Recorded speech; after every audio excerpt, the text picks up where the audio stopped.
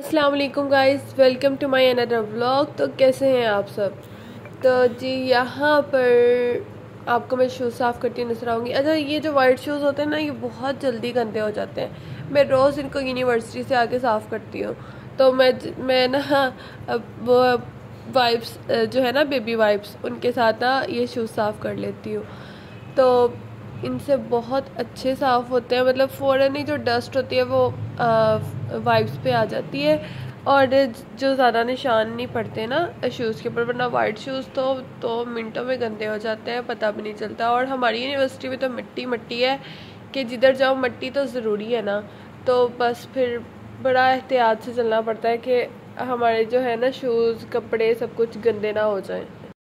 और मेरी ना कुछ फील्ड भी ऐसी है, मेरा कलर्स के साथ काम होता होता है। कभी ग्लू होती है मेरे पास, कभी कुछ, मतलब मेरा रोज़ इन्हीं चीज़ों से ही काम होता है। तो मुझे फिर ज़्यादा ध्यान रखना पड़ता है चीज़ों का।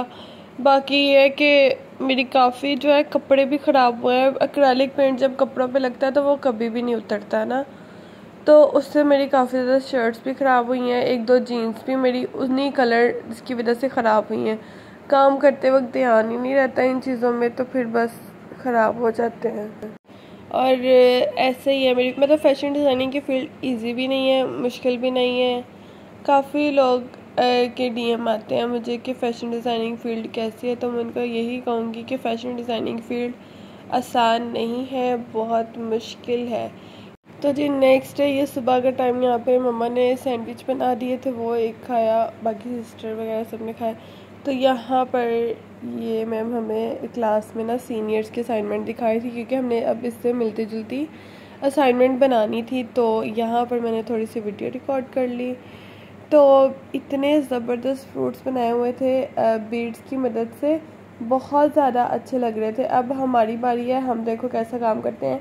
उम्मीद तो है, हमारा मतलब माइंड सेट है कि अच्छा ही काम होगा, हम अपना 100% बेस्ट देंगे। तो मैं आपको भी साथ साथ व्लॉग्स में शेयर किया करूँगी कि मैं किस तरह से काम करती हूँ, कहाँ से परचेजिंग करती हूँ, क्या करती हूँ, ये फील्ड कैसी है, आप लोगों को भी इस चीज़ का अंदाज़ा हो जाएगा। और यहाँ पर ये जो एप्रीकॉट है ना, ये इतना डिटेलिंग में बनाया हुआ था ना, तो ये हमारी किसी सीनियर ने बनाया था।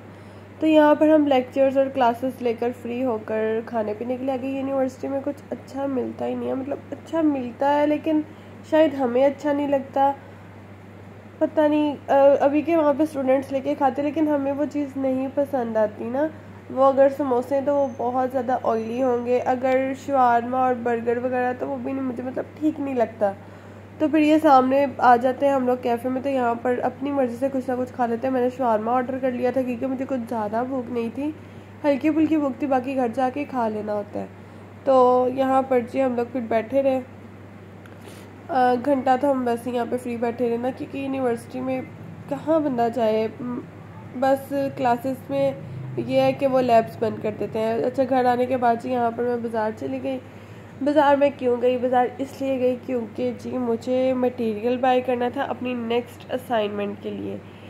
तो यहाँ पर मैं जो है काफ़ी ना, मैंने दुकानदार को ना इतना खपाया होगा ना इन बीड्स के पीछे।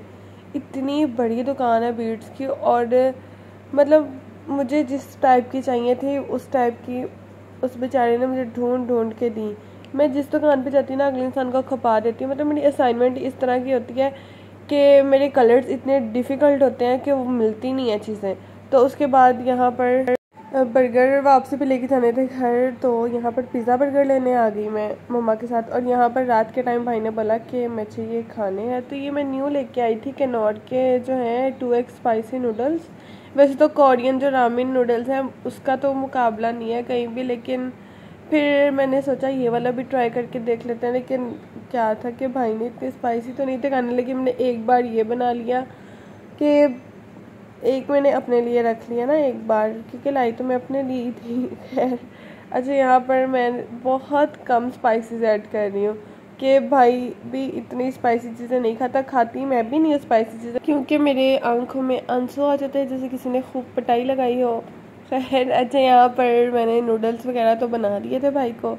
उसके बाद जी जो मेरा रोज़ का है कि मैंने रात को चाय तो ज़रूर पीनी है, वो मैं चाय बना के फिर सो गई, पी के सो गई।